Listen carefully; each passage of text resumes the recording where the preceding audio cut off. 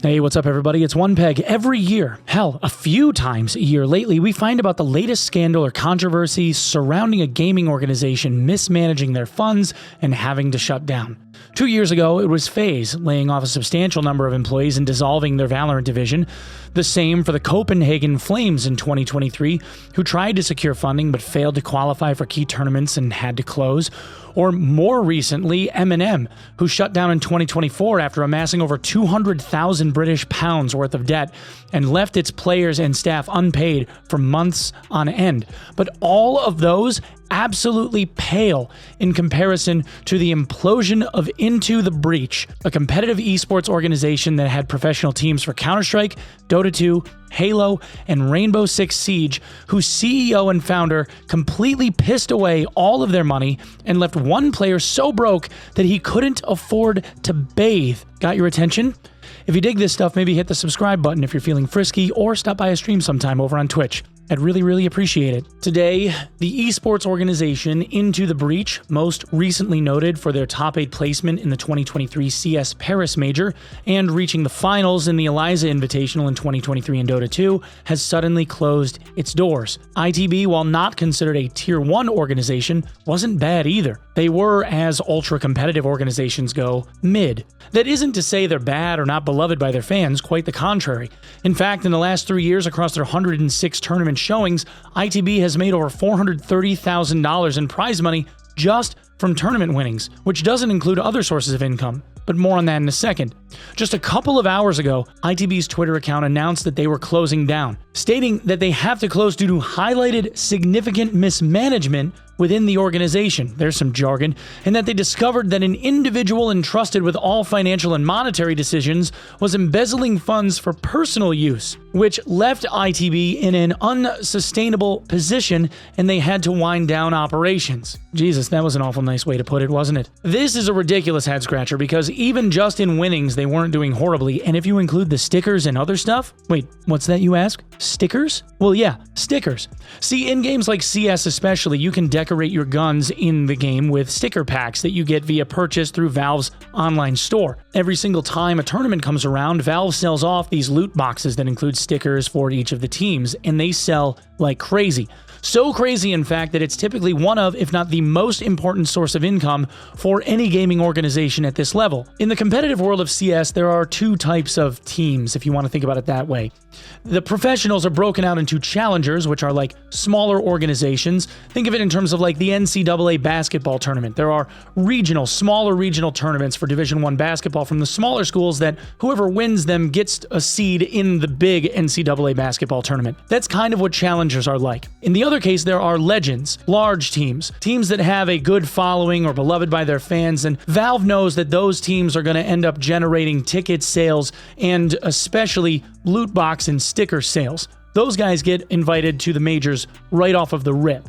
Most recently, ITB would have been that legend-level team. They never won a major, but they had a great following. And according to Esports Insider, back in 2023, ITB earned approximately $100,000 USD from tournament winnings. Not very much.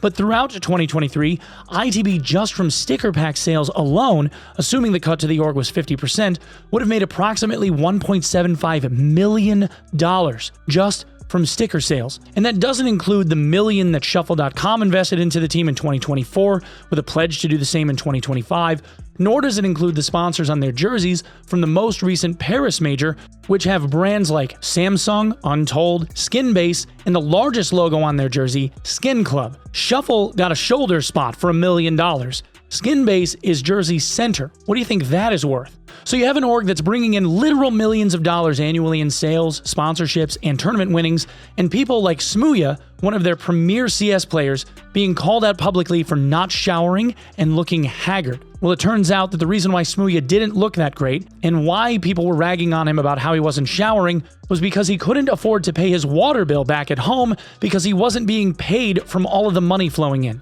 It was coming into the org and then evaporating. People hadn't gotten paid in months. Why? Because their CEO, Sam Cook himself, admitted minutes after the ITB post on Twitter that he had been embezzling funds all along. Houses, expensive apartments, booze, drugs, among other self-destructive behavior.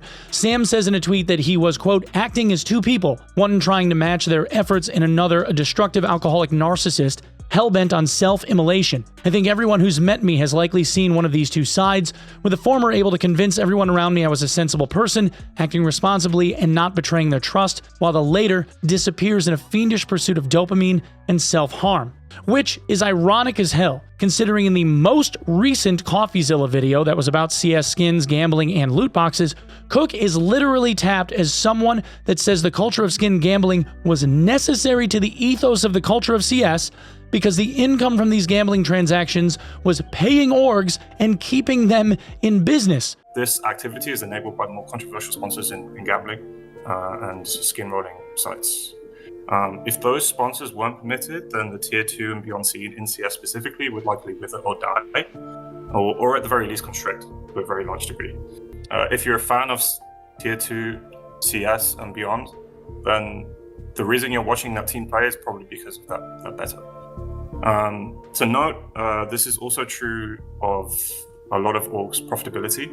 So the value that traditional sponsors bring in for a tier 2 org, even more, with G2 and Rollbit, for example, the value that a traditional sponsor brings in versus a Gamba sponsor is like 15 or 20% of the value. From inside of his fancy apartment, likely paid for with embezzled funds. Cook then went on to say that there was a dispute over sticker values, where he accidentally miscalculated payments to the team members for the Paris Major and overpaid them $42,000 each, but says that everyone got paid, and in response, team members like Rallin responded with, "Stop, you owe me salaries from almost half the year and sticker money. Remember that karma is a bitch." But the ITB esports team wasn't enough. Cook also owns the fashion brand Be Cozy and owns a second gaming org called The Goose House, which coincidentally also shut down today via this press release. So Cook was fleecing not only the CS team's earnings and sponsorship money, but also the Dota 2 team, the Halo competitors, and the R6 Siege team's income as well. Class act.